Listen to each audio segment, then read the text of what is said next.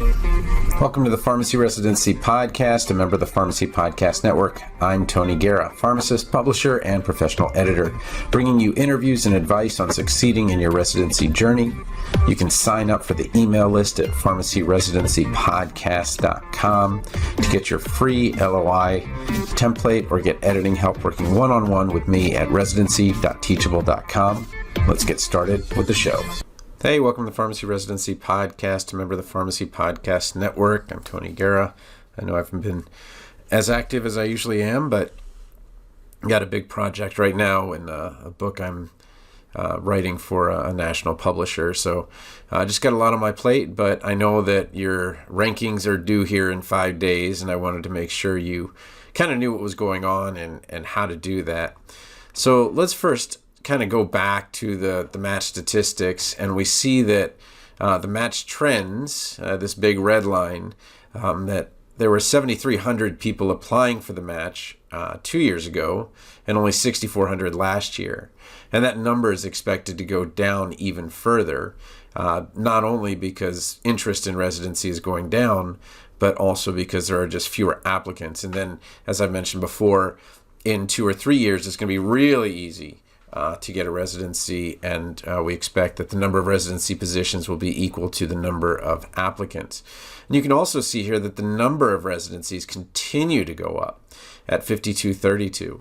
So there's going to be a crossing of the streams, if you get that Ghostbusters reference, but that's a long time ago. But the bottom line is that your chances of getting a residency are pretty high. And what I know a lot of you are thinking right now is, well, I'm not really sure if I'm going to get my top choice. So should I put my second or third choice first so I have a better chance to get it? Well, the chance of you getting your top choice if you interviewed there is 61%. And then your chances of getting in your top 3 choices is 91%. So the best advice I can give you, without going into the huge details about the matching algorithm, is that there's over a 90% chance that you're going to get your top 3 choices. And why is that? Well, because on the residency side, on average, if you've got 4 residency positions, they're going to go down to their 13th choice. And I think that the numbers go down a little bit if you're talking about like a UNC or a Mayo where you couldn't imagine anyone turning it down, and the chances of getting your first choice if you got an interview at UNC or Mayo might be a little bit lower, and the chances of you matching it somewhere that's not UNC Mayo are actually going to be even a little bit higher. So for most people, just putting what is really in your heart, the first, second, and third choice is the best thing. My wife and I both it's funny, because we're both pharmacists, we get those, sign-on bonus, 3x5, they're not 3x5 cards, but postcards.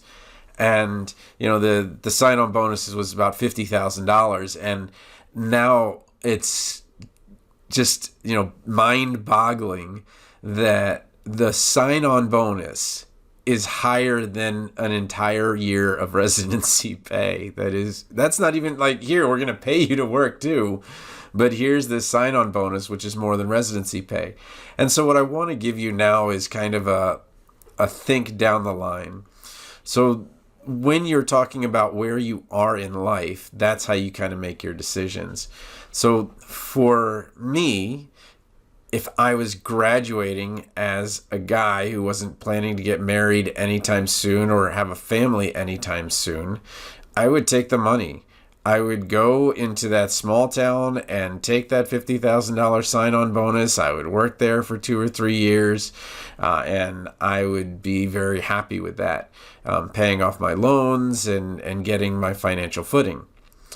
If, however, you're someone who has some children and those children are getting to that like 5 or 6 or 7 where you want to make sure that you're at all their events and that's really important to you, well, a lot of those retail and community positions are fundamentally incompatible with being a present parent. I don't want to use the word good, because a good parent is one who provides for their kids. And what we end up with is being in a position where we have to be there. We're choosing to either pay for the activity or actually attend the activity. It's so hard to actually pay for and attend the activity if you are in this kind of schedule where you're working nights and weekends, and many of the hours have changed. So it's not unusual for some pharmacies to close at 7 or 8, and you can put them to bed and those types of things. So I think that what we need to do is look at it in terms of, where do you want to be during the next 5 years? And if you're happy just hustling and making the most money you possibly can, I can tell you that in 3 years, it will be exponentially easier to get a residency. And you're going to get a much better residency in 3 years than you will this year, because they're going to lose 500 students this year, 500 next year, 500 the year after that, and then 2,000 students the year after that. And about half of those students would apply for residency. So you're losing 250, 250, 1,000. So if you're doing residency because you'll never go back to it, I think that is false. I'm someone who got a residency 10 years after I graduated. So it can be done, and the likelihood of it being done is going to go way up as these years kind of go on. So in terms of ranking, I would rank as places I would only want to go. And, that idea of, well, I want to get a residency, so I would accept this place or that place. I would think that over the next couple years, you could get this place or that place later, and take a job for the money and take it for to become financially stable. Look, it's never been more expensive to go to pharmacy school. I paid $4,000 a year in tuition, $16,000 total, and my tuition doubled from the bachelor's. If I had gotten a bachelor's if I'd gone into pharmacy school just 1 year earlier, actually finished my 2 years of pre-pharmacy in 2 years, I would have paid $2,000 a year for tuition for 3 years. So it's insane what the cost of pharmacy school is now. So if you got a good deal on pharmacy school, which is getting pharmacy school tuition under $100,000, and it's reasonable to do now, then great. Do the residency. You did a good job getting a good deal on the pharmacy school tuition. If your tuition puts you at $200,000 or $300,000 in the hole, well, you didn't get a good deal, and maybe you went to one of those coastal schools out of state, or maybe you went to one of those privates because you felt that you had to get in this year. And the fact of the matter is that you don't. It's actually because pharmacy pay is down and acceptance rates are so high that it actually makes sense to wait a year, to actually go into another state, to wait that year, and you'll actually come out in better shape financially. So, my 10-minute spiel here is, if you're going to do the match, pick your honest top choice, you'll probably get it. Pick your honest second choice, you'll probably get it. And your third choice, probably get it.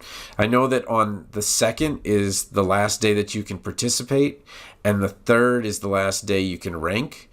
They honestly, the math is done, later in the day on the third. They've got a week and a half where they want to check for errors and those types of things. But I'm telling you, on March 15th, you will probably be very happy with what happens. But if you find yourself in a position where you do have phase 2, I'm just going to help a dozen people this year. I'm going to be on vacation.